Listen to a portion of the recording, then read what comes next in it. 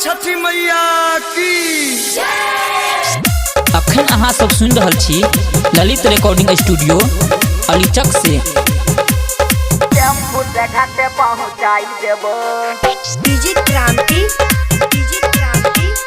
Tempo से घाटे पहुंचाई देबो।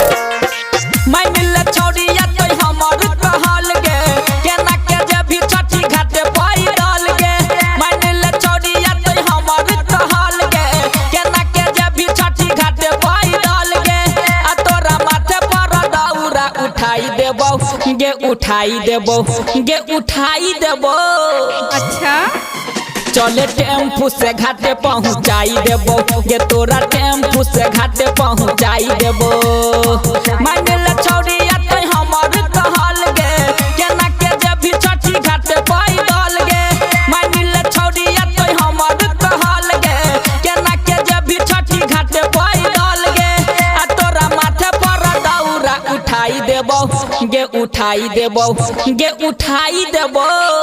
चल हट चले टेम्पू से घाटे पहुंचाई देबो गे तोरा टेम्पू से घाटे पहुंचाई देबो गे छौरी टेम्पू से घाटे पहुंचाई देबो। डीजे क्रांति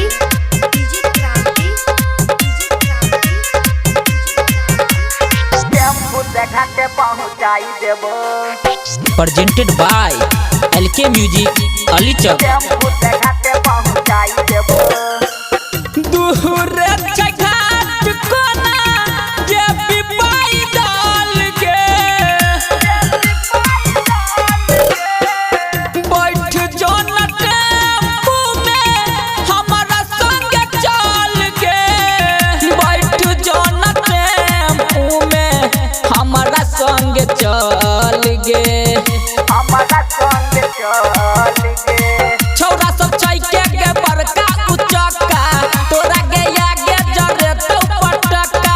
छौरा सब छैके गे बड़का उचक्का तोरा गे आगे जरे तो पटक्का।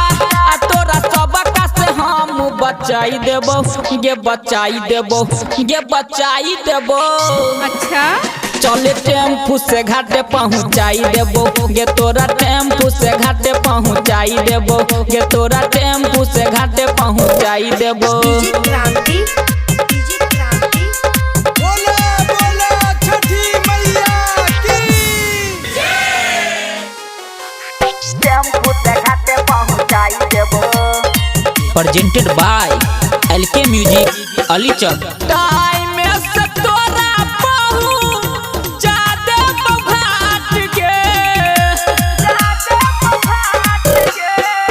मानिल छौरिया जे अकेला के बात के। मानिल छौरी आ जाए अकेला के बात गे। अकेला के बात गे। छठी घाटे पे रहै छै भीड़ गे लगे तू दौड़ा जभी बिचबे में गिर गे। छठी घाटे पे रहै छै भीड़ गे लगे तू दौड़ा जभी बिचबे में गिर गे। चले उमे से उजाला से मिलाई देबो गे मिलाई देबो गे मिलाई देबो। अरे जा जा चले टेम्पू से घाटे पहुंचाई देबो गे तोरा टेम्पू से घाटे पहुंचाई देबो गे छौरी टेम्पू से घाटे पहुंचाई देबो। बुझ गेलही।